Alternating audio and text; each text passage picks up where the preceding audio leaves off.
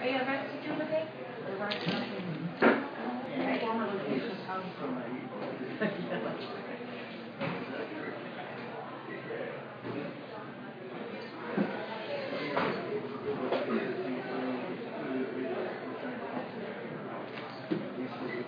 So we're talking about kind of he's communicating with people. He's writing automatic. Okay. And I'm on the mailing list for a couple of other jobs in Texas. We're talking about Groovy and Houston. I think this month. All the way up to the group. Can you make it down? My schedule's not going to work.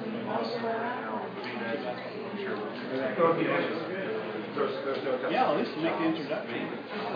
I mean, the more we know, the better. There is a group all over the place right now. The legal They participated in that hackathon for Grails 48 with Tina Dallas. We definitely need to do that this year.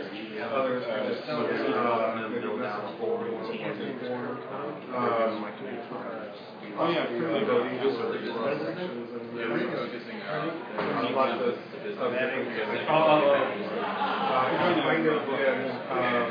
Derek I'm starting to think about it a little bit more. Someone was trying to pay me to do training. The guy he's talking about just got to get everybody out. He's running a book for Manning. I was telling him that I'm not going to be on the mail list for some job. No, that's what you wish for. Texas. They're going to have to come from somewhere. Houston, Dallas, Texas. They're great companies. All right. Well, let's get started. Things are actually working. Yeah. instant processing. That sounds like a good idea. Yeah. There has been a lot more politics in Austin actually start the line on technology a little bit better. Otherwise now the technology that's using all right.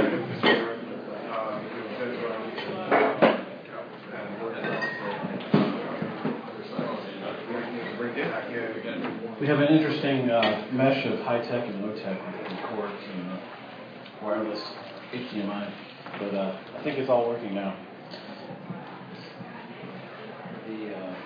Let me get started. I'm Ryan Vanderwerf. I'm an architect at ReachForce. This is, again, as Rob said, a presentation that I gave at GreatConf last year. And I gave sort of a hybrid of that at the Spring 1.2GX, which covered more of just Quartz in general, in depth, along with Terracotta. This is just covering really how Grails interacts with Quartz, and there's two different options of integrating the technology. So.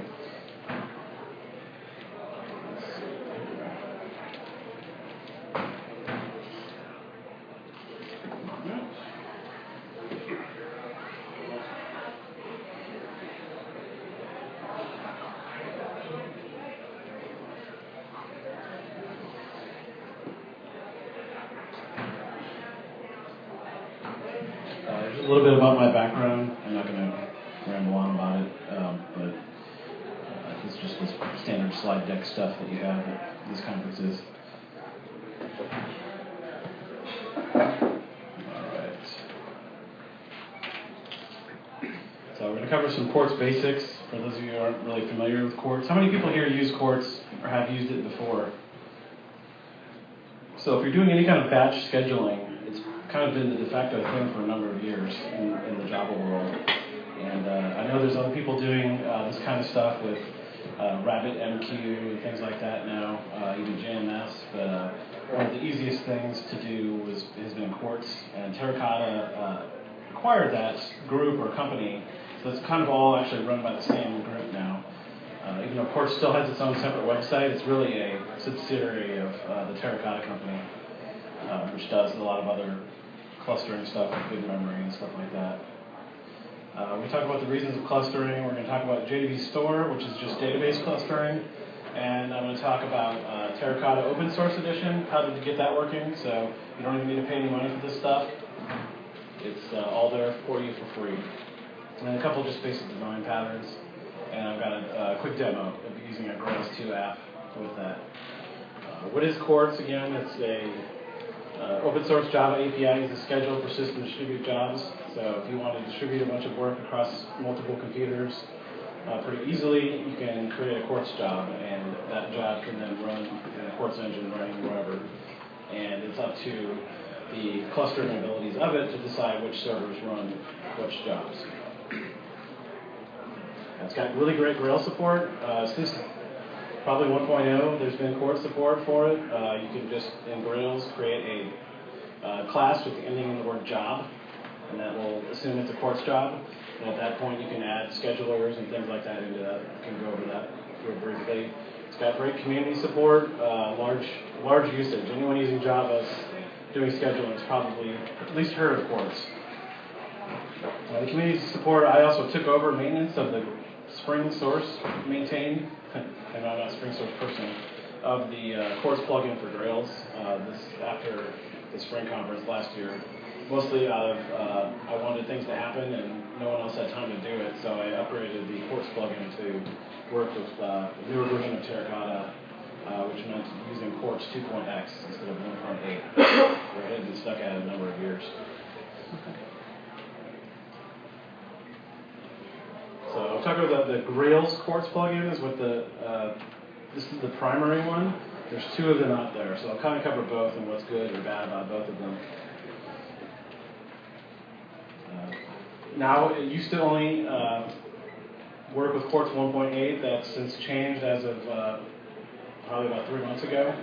I've upgraded that, and several users have contributed patches and bug fixes to make it work with Quartz 2.x, which is the current branch of Quartz. I believe it's 2.1. It works either with cluster Terracotta or a database method. Again, I updated that Quartz 2. This is the officially supported one, so if you're trying to pick which plugin to use with Grails, I would recommend this one. It doesn't have as many bells and whistles on things, but it will guarantee it's going to work with Terracotta and it will work on a database. So you kind of have options for either choice. The Quartz 2 plugin is what it was called. Initially, a different set of people had written a new plugin called Quartz 2. Instead of trying to upgrade the existing one, I don't know if it was because of access rights or afraid of breaking things, but they made their own version of it. And they actually made it a little bit more groovy. It always worked with Quartz 2 from day one. It only really works with the JDBC job store, which is the database method of clustering.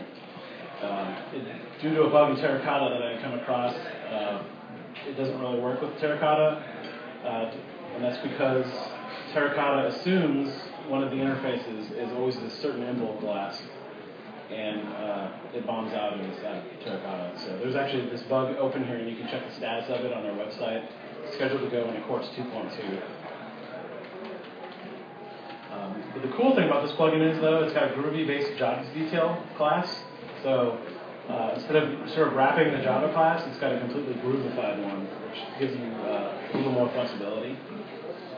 This one, again, is not officially supported by Spring Source. I talked to the author of this plugin.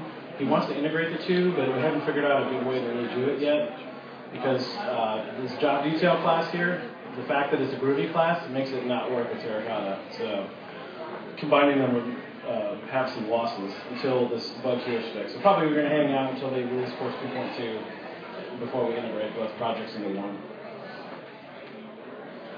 This one also supports NoSQL engines, like Mongo or Redis out of the box. The regular Quartz plugin pretty much just uses a regular Hibernate schema that comes with packages ports. So whatever database it supports directly, it supports. If you want to run something fancier, like a NoSQL type of database, obviously Quartz doesn't give you any kind of schemas to persist jobs or anything like that on it. You want to use this plugin if that's a requirement for you. Why do you need a cluster Quartz? Well, for one, if you have just one server running, right, you don't want your web front end tied up on processing a bunch of jobs. For example, there's a Grails video plugin that I maintain, and it's heavy CPU power. It transcodes video running FFmpeg. You don't want your web front end running something like that because your website will come to a crawl. So the idea is that you can group jobs into groups. Other servers can take those jobs, process them behind the scenes, and return back results for you. That's one of the main reasons why you would want to just have it all in one box. Resources can be consumed too quickly. With that ability, you can scale easily. You can make, we're working at ReachForce, auto-scaling service that can spend Quartz jobs into clusters based on the number of jobs that load in the system at any given time. So that way the cloud infrastructure can elastically grow or shrink based on what work needs to be done at the moment. It handles lots of batch jobs at once. This thing's well tested. It's been around for a very long time. And it also persists the work. So if the server crashes, the job's held there, and it will be picked up by another box that is running. So it's really fault tolerant in that respect, especially when your data store is fault tolerant. As long as your database doesn't go down or your Terracotta cluster doesn't go down, you're in good shape.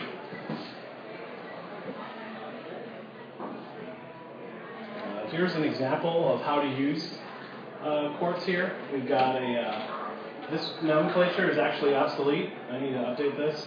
You no longer in Grails, you don't use install plugin anymore. You've got to go to the buildconfig.groovy if you're looking at Grails 2, and you have to add things as a compile dependency under the plugins closure. This way here, as of Grails, I think 2.3, Graham Roche, the main guy behind Grails, said that as of 2.3, that this command isn't even there anymore. It's been taken away. So if you're running Grails 1.x, this syntax is still relevant. To get a Quartz job started, all you need to do is run the script here, Grails create job, and then job name. You can give it a package name as well. And that will basically give you a starting point to creating a Quartz job here. So you've got, this is an example here is just a simple trigger. That just means it repeats every 1,000 milliseconds, and it waits 60,000 milliseconds before it starts. Other example, I'll show you in a minute here, you can do a cron job, or you can just do a fire once and forget, just a one-time job. An example of something like that would be, user registers on your site and you send a confirmation email. You can send a Quartz job that does the actual email sending, that way the user's not waiting on something to happen. And here's where you put your code in your Quartz job. Right now it just prints something, says job run, and that's it. But you can add all kinds of extra stuff to it. Grouping function here, this is why you can group functionality. Say you only want certain groups of servers to do certain things. You can delegate the work out that way with the groups. Here's a cron trigger example. We've got a name of the trigger. This has to be unique. If there are multiple triggers with the same name going, it will confuse Quartz. And it also supports basic cron expressions. This is just like in Unix with the cron syntax. Whatever works in Unix pretty much works in here. I would say the level of compatibility would be like regexes in Java from Unix. Is there like any sort of cron DSL? Not in this, no. It's pretty much straight rip-off from Unix cron jobs. So I know if you're running Unix, you probably know what this means. If you're a Windows person, you're probably like, huh? So, but it's been around for decades. You can look it up, and there's plenty of information out there. Brian, does it support intervals less than a second? That count is in milliseconds. So. But your start times, sorry. Yeah, your start time and interval times, those are in milliseconds. So, 1,000 milliseconds is a second. So, anything in that range is acceptable. Here's an example of a dynamic job. You can create a job in your code, anywhere in your controller, in your service, Java class, wherever. You can get a hold of the context of it. You can, this one creates a simple trigger here. We're create a job, schedule it, give it a trigger. This one that says force immediate execution of it. You can say trigger now, or you can create a trigger object. You can pass in for data getting to a job. You pass in the params object, and it basically is just a hash map of names and values. That's how you tell your job what it's going to do. So say this is going to do a mass emailing. I would give it a giant list of email addresses. And this is how you access here the data that's brought into the Quartz job. You call this bit of magic code here, and it will bring it in. Other things you can do cool in these Quartz jobs, you can have a Quartz listener. I'll talk about a little design pattern that's kind of like a little bomblet pattern where one Quartz job creates a bunch of Quartz jobs, and it listens for the other ones to finish, and then they report in as they're done what the results are. So as far as prepping your environment here, you have to decide, how do you want to run the jobs? Oops. How many times do you want to replicate your Grails app out to be able to run these jobs? So there's different ways of packaging it up. You can just take your Grails app as is, run it on a bunch of Tomcats. There are some other options out there. You can run it as a war. You can run it as a standalone application. There's actually some plugins for Grails that will package it up as a self-contained thing that you can give people. I've even seen people do something as crazy as package a whole Grails app up with a web server in it as a RPM or a Debian install file on Linux. And it's kind of all self-contained. That makes it easier for ops people to distribute your app and then run it. And it can just listen for Quartz jobs and process them. Sort of like a headless type of thing. So you can run it command line. I've done a situation like that before too, where it's just a command line app as far as your IT staff's concerned. Or you can use, there's a couple plugins. One's called the standalone plugin.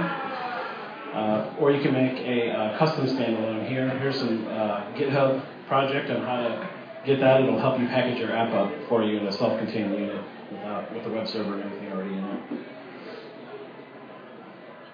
And the difference, so clustering Quartz, you can do the database, as I said, or Terracotta. Terracotta open source does all this too. It handles a pretty large amount of servers. It's free, so I definitely would recommend that. I've never seen a situation yet where I actually needed to pay for the enterprise version, so that's awfully nice of them to give us all that good stuff for free. Terracotta is a remote GUI console. I'll show you a demo of that at the end here. Terracotta also will show you status of jobs. There is a plugin for Grails that's a Quartz job status plugin. I'm not sure what its state is, but it basically will give you a view also of what's going on with it. And if you're running the database method, you might look into using that plugin so you can just kind of get a status of where your jobs are.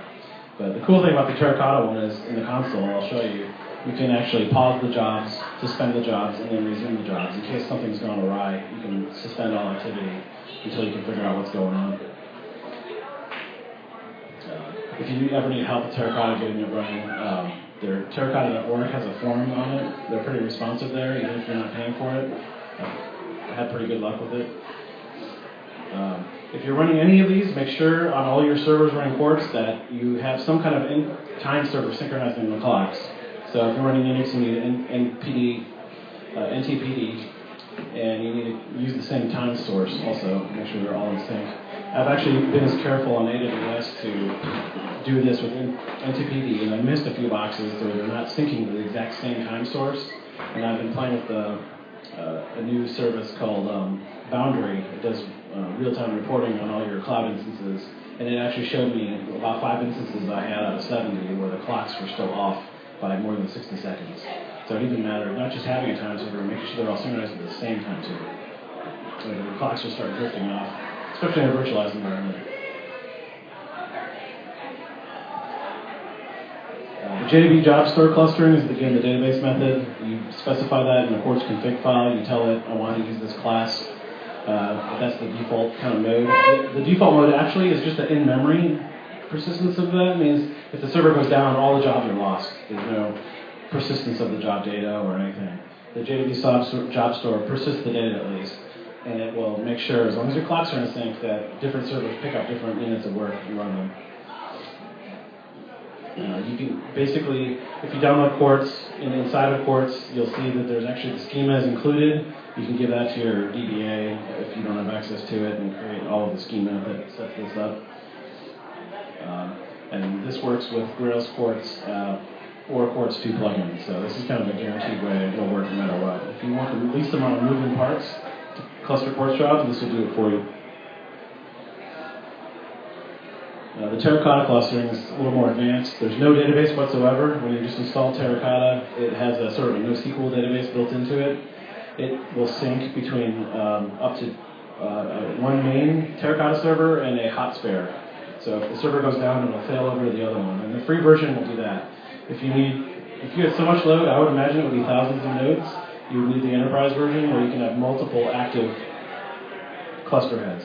And that way, even among huge amounts of volume, it's distributing the jobs across, when one Terracotta instance can't handle all that work. You need to go that route. You can use the grails-quartz plugin if you want to use this. The Quartz 2 plugin doesn't work with it, again, because of that Groovy class. Again, more of the details there. It has a nice split GUI interface I'll show you real quick. It has excellent failover.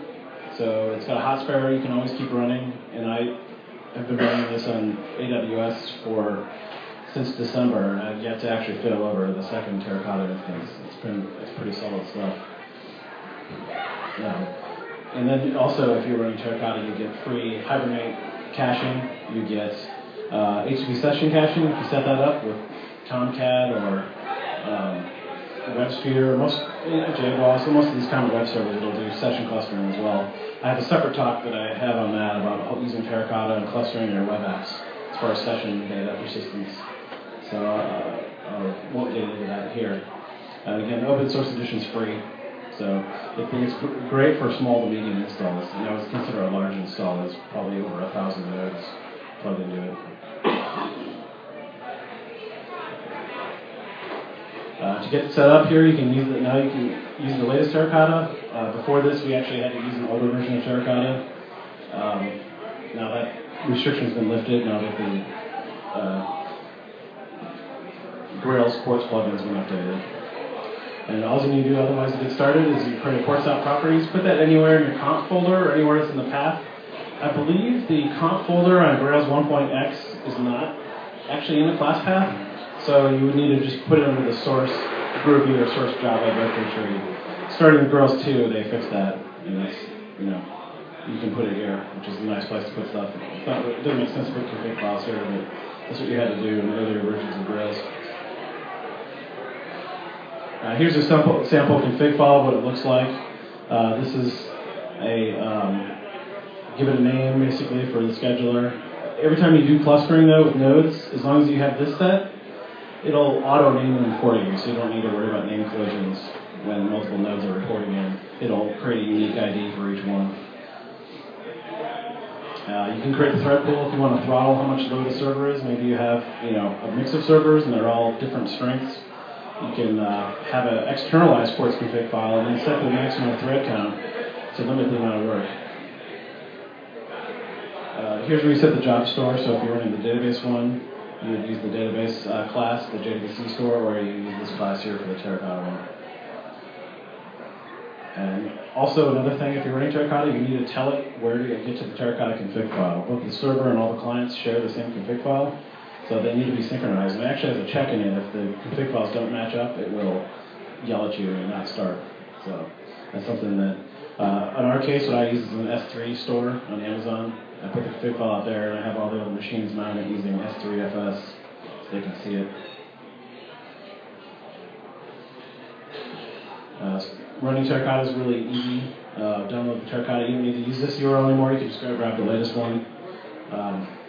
And you need a copy. There's a little bit of magic to make it work in Grails. You got to copy some config files over and run this console here. This gives you a really cool interface. It's a JMX-based interface that lets you have a little GUI to see what's going on. It's got cool little gas gauges and stuff like that. I'll skip over the demo here. This is meant to be a longer talk, so I don't want to bore you all the time. I'll just show you a quick demo of it at the very end. JDBC job store clustering is very simple to configure. You just have to create the database tables. I believe you need to do that yourself. Grails is not going to do it for you. And it uses the centralized database persistent jobs. Time server is really critical in this case, and the clocks must be within 1 second of each other, or what will happen is it gets off and two servers could try to fire the same job at once, or one job doesn't get run because it thinks another one took it.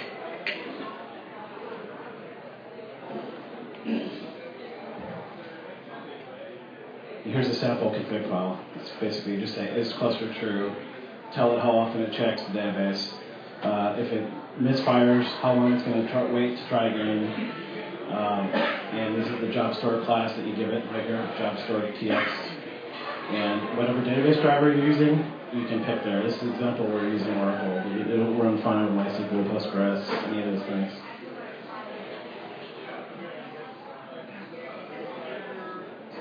You can sort of go advanced. You can use trigger listeners, which is, there's no real Groovy version of this. You just can write a Groovy class that converts into a Java one if you want. And it will split large jobs into small jobs. And that's really great for, in one case, one place I worked, we used it for a mass email tool. And it would take a giant list of emails, like tens of thousands, and take them into reasonable chunks. Those individual small Quartz jobs can then run each one individually. As they're done, they report back into whatever the listener triggers. And then when the listener reports in everything that's done, you can take some action. Say, email a report saying it was done, or say job is successful or not successful, or whatnot. You can also use it for distributed data processing. At ReachForce, we can use this for pinging email servers or verifying that people's emails are legitimate. You can kind of the sky's the limit there. To set up Quartz 2 plugin, you do the same thing.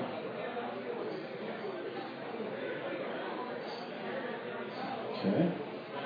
Right. And that's it for the slides. Here's more information. I'll post these slides up, and also have a video up of this presentation. But here's where you can go to find out all the source to the things, how you go to get the Terracotta open source edition, and bugs, where the source is for the Quartz Grails plugin and the Quartz 2 plugin, and basically all the documentation for Quartz is at quartz-scheduler.org.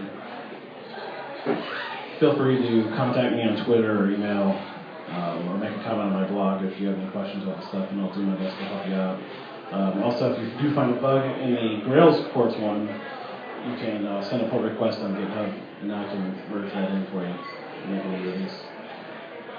So I'll show you a brief demo here of Terracotta I've got pulled up.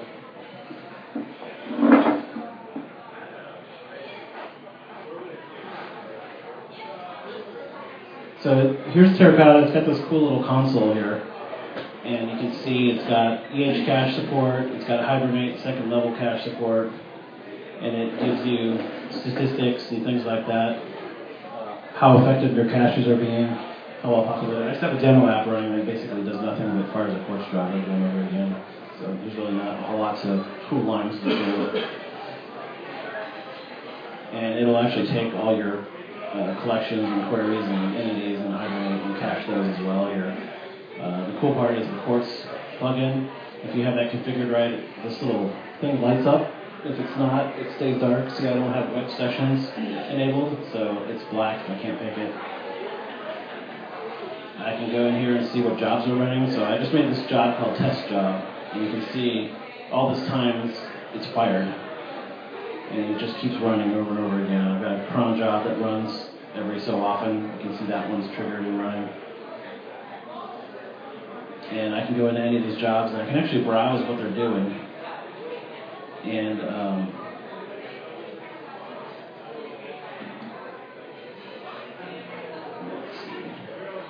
I can go in here and take the job, I can delete the job, I can reschedule the job for later if I want to from this interface.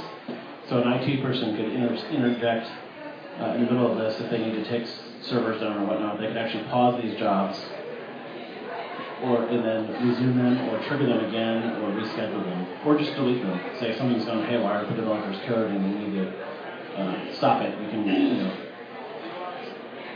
shut it off from here, and as a last resort. You can even stop this whole scheduler entirely, and it won't process any more Quartz jobs. If you have multiple schedulers running, which you can do per server, you can pick them here and alter their behavior. You can see that a job is executed, it went lit up there. And you can gather statistics about it and stuff like that. So I have one client connected right now. My server array has only one server in it. If I have two, the primary is green and the other one's red, or blue actually. The secondary is blue. If one of the servers is down, it turns red. Another cool thing that's involved in this, you can actually get a clustered heap from all of your nodes, and you can browse through it. So you can actually see the state of the shared memory that's clustered in all the VMs, and you can actually even ask them to garbage collect.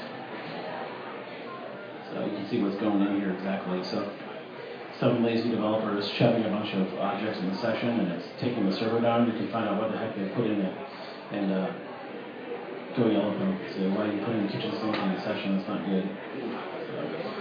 Terracotta is smart enough to know that it's not going to send, it's just not going to serialize the data and send it all in there. It's going to actually take the differences of the data and then send that across. So it's a little bit different than the regular EH cache, where it basically sends node invalidation around between the cluster nodes. It actually sends the data through the main Terracotta node, but it only sends the differences of the data. So it's not just flooding your network with serialized stuff over and over again. It does monkey around quite a bit with your code, though. They actually have instrumented versions of some of these jars, including Spring jars.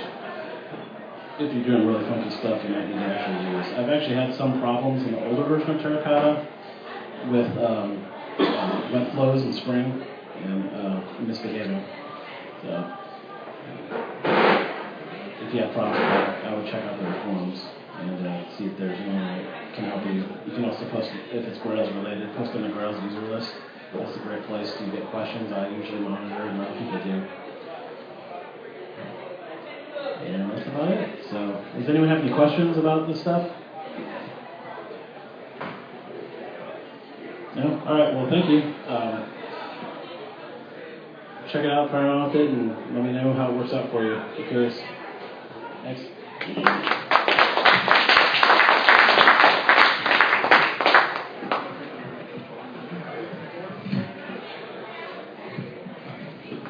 Thanks, Ryan. Last thing, I have a request from Lee. Can you get your random number generator out? Oh, sure. And how many? 1, 2, 3, 4, 5, 6, 7, 8, 9, 10, 11, 12. 12. 5. 1, 2, 3, 4, 5. You. There you go. You get whatever. I'm in 7. That's my favorite. So you get Like your pins here. They're all big shirts, but unfortunately you get random sizes delivered, so they're all fairly large size. But you can pick which one you want. There are these. There's a community one. There's a Cloud Foundry shirt. A Spring 1.2 GX shirt. And a regular Spring shirt.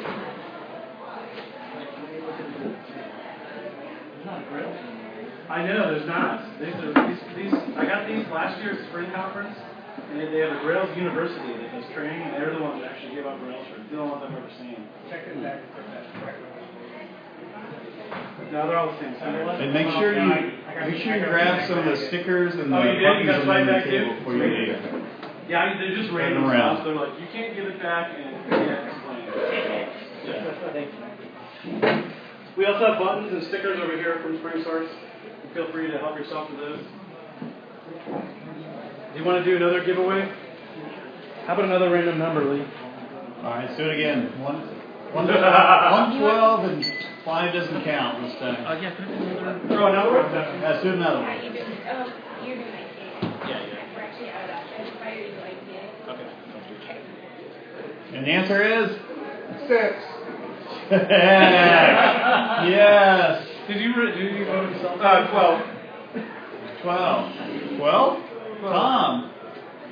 All right, take your pick.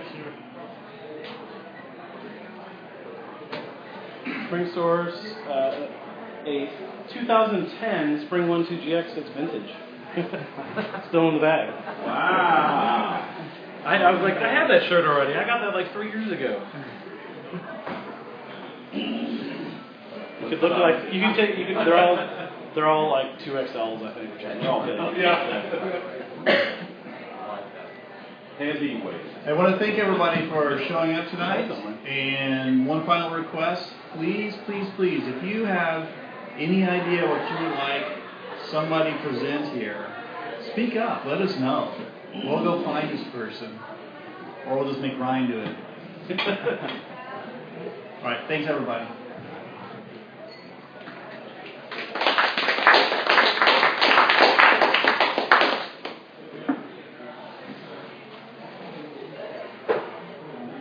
Hey, don't spend too much time.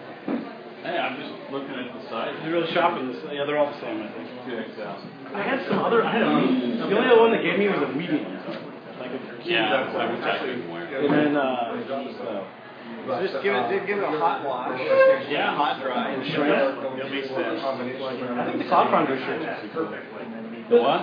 The Cloud Finder shirt. Okay. See if I can shrink it down. What they do for next round?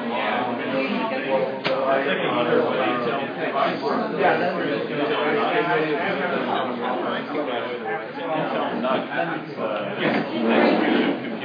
just wanted to let you look over it. It's about the size of an Apple TV. It's about the same size as an Apple TV. But it's a dual-core i3. I put 8 gigs around it, and 256 gigs. How much of those things cost? He just brought his Raspberry Pi. Yeah, that's nowhere near the horsepower of And this thing is fucking this big. It puts out a total of 17 watts. Have you seen those little Android stick things? Whatever. This thing is. And i3 is pretty powerful. Oh my god. This thing